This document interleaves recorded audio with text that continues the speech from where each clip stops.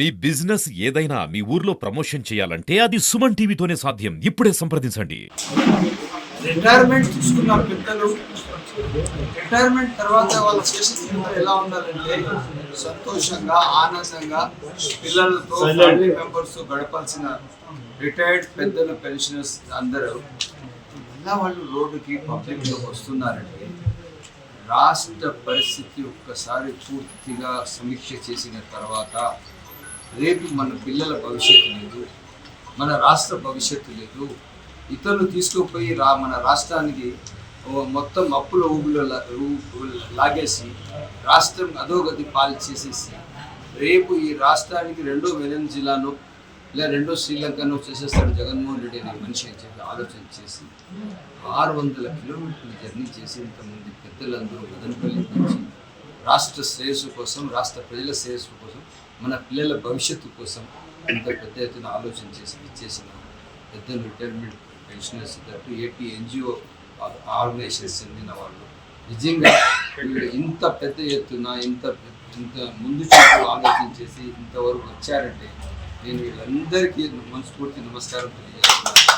వాస్తవానికి వాళ్ళ స్ఫూర్తికి వాళ్ళ ఆలోచనకి, ఎందుకంటే వాళ్ళకి తెలుసు ఫైనాన్స్ డిపార్ట్మెంట్ పరిస్థితి ఈరోజు ఏముంది, ఆర్థిక వ్యవస్థ ఏముంది, మిగతా డిపార్ట్మెంట్స్ ఏం పడుతుంది, R&B ఏం పనిచేస్తుంది, పంచాయతీరాజ్ ఏం పనిచేస్తుంది, ఇరిగేషన్ ఏం పనిచేస్తుంది, RWS ఏం పనిచేస్తుంది, మిగతా శాఖలన్నీ ఏ విధంగా పనిచేస్తున్నాయి, ఎక్కడ ఫండ్స్ ఉన్నాయి, ఎక్కడ ఫండ్స్ లేవు, ఏమైనా డిపార్ట్మెంట్స్ ఫంక్షనింగ్లో ఉన్నాయా, మొత్తం డీఫంక్ అయ్యాయా, డిపార్ట్మెంట్స్ కొలాప్స్ అయిపోయా, ఇవన్నీ ఆలోచన చేసిన తర్వాత ఇంతమంది పెద్దలు ఒక్కసారిగా మదనపల్లికి రావడం నేను చాలా సంతోషపడుతున్నాను.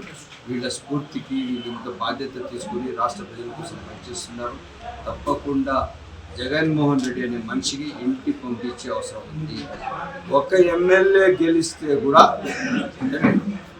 ఒక 100 లీటర్ పాలు ఉంటుంది, 100 లీటర్ పాల్లో ఒక డ్రాప్ విషం వేసేస్తే మొత్తం పాలు చెడిపోతుంది. లేక పాలు ఏదైనా తీసుకొచ్చి ఏదైనా తీసుకొచ్చి ఒక డ్రాప్ వేసేస్తే ఒక 100 లీటర్ పాలు కూడా తాగి వస్తుంది.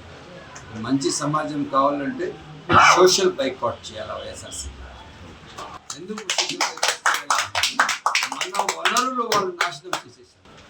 దేవుడిచ్చిన ఇసుక వంకల్లో ఉంటే వీళ్ళ అప్ప సొమ్ము అని 6,000 మనకి అమ్ముతారు. వీళ్ళ తాత సొమ్ము అని ఒక టిప్పర్ 36,000 అమ్ముతారు. ఎవడిచ్చాడా మీకు అధికారము? దీనికి సంబంధించిన ఒక మంత్రి, ఆ మంత్రి ఒక హంగామా, ఆ హంగామా కాకుండా 3 రాష్ట్రాలకి సరఫరా ఇసుక. ఎవడా మీకు నేర్పించాడు ఈ సంస్కారం? రాజకీయ వ్యవస్థలు, రాజకీయ నాయకుడు ఒక ఆదర్శంగా ఉండాలి. రేపు ఇటువంటి నాయకుల తూచి అని ఎవరు తూచి చెప్పు పని చేస్తే రేపు సమాజంలో నిలబడితే ఎవరు కూడా మనకి ఇట్లా ఏలెత్తి చూపించే స్థాయి ఉండదు. అటువంటి సమాజ నిర్మాణం చేయాలి. సమాజం కూర్చే పని చేస్తే రాజకీయం పైన ఒక విశ్వాసం, నమ్మకం వెళ్ళిపోతే ఇటువంటి వాళ్ళు మేము కూడా అదే లైన్లో ఉండిపోతామని చెప్పి ఇక్కడ బాధ ఉంది. కాకపోతే అటువంటి స్థాయికి మా దగ్గర చోటు లేదు, అటువంటి వాళ్ళకి మా దగ్గర స్థానం లేదు. తప్పకుండా పెద్దలు చంద్రబాబు నాయుడు గారు ఈ రాష్ట్రానికి ఒక విజనరీ, ఈ రాష్ట్రానికి ఒక దిక్సూచి, ఈ రాష్ట్ర శ్రేయస్సు కోసం పనిచేస్తారు. రేపు మన పిల్లల భవిష్యత్తు కోసం పనిచేస్తారు. ఆంధ్ర రాష్ట్రానికి 33,000 ఎకరాల ల్యాండ్ గ్రాప్ చేసి ల్యాండ్ అంత పెద్ద ల్యాండ్ పెద్ద ఆయన చూసి ఇచ్చారంటే ఏం చూసి ఇచ్చారు? పెద్ద ఆయన ఒక విజనరీ, ఆయన మంచి చేస్తారు రాష్ట్రానికి. బెంగళూరులో వెళ్ళండి మీరు, విధాన్ సౌధ, సెక్రటేరియట్, మినీ విధాన్ సౌధ అంతా కలిసి 100 ఎకరాల్లో అడ్మినిస్ట్రేషన్ కాకపోతే ఒక విజనరీతో అసెంబ్లీ, సెక్రటేరియట్, ఆఫీసర్స్ ఉన్న officers quarters, IAS officers quarters, second grade officers, grade 1 officers quarters అన్నీ ఒక దశల వారీగా ప్లాన్ చేసి ఒక నిర్మాణాత్మకంగా ఎట్లా ఉండాలంటే ప్రపంచ స్థాయిలో మన ఆంధ్ర రాష్ట్రానికి ఎత్తి చూపించాలని చెప్పి దానికి ఒక పూర్తి హంగున కల్పించాలని చెప్పి ఒక ఆలోచనతో పనిచేశారు. కాకపోతే మధ్యలో బ్రేక్ అయిందన్న ఒక ఛాన్స్ పోయి మన తల్లి మీద 10 ముట్టికాయలు పడుతున్నాయి. ఇంకా మనం కింద పడిపోతే ఆ పరిస్థితి వచ్చేసారు. తప్పకుండా ఈ ఆంధ్ర రాష్ట్రం నుంచి వైఎస్సీపీ పార్టీని పారదోలాలి. ఎట్టి పరిస్థితుల్లో వీళ్ళు రాష్ట్రంలో ఈ పార్టీనే చెప్పాలంటే బ్లాక్ లిస్ట్ చేయాలి.